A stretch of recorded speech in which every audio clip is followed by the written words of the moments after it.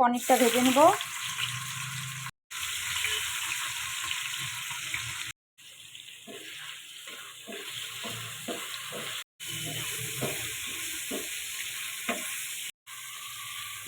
আমি পনিরটা নামিয়ে নেব, হালকা ভেজে নিচ্ছি পনিরটা। আমি ফোড়ন দিয়ে দিচ্ছি গোটা জিরা, শুকনো লঙ্কা, দারচিনি, এলাচ।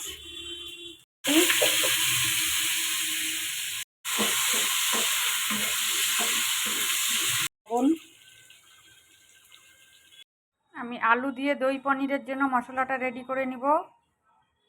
1 চামচ আদা বাটা, সাথে আমি কাঁচা লঙ্কাও পেস্ট করে নিয়েছি। 1/2 চামচ জিরের গুঁড়ো,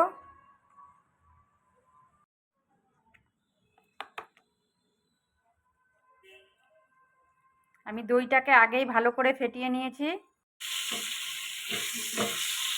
রাখা মশলাটা দিয়ে দিচ্ছি।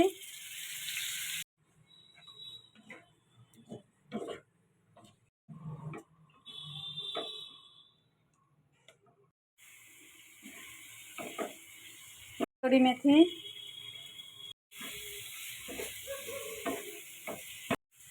মশলাটা কষানো হয়ে গেছে।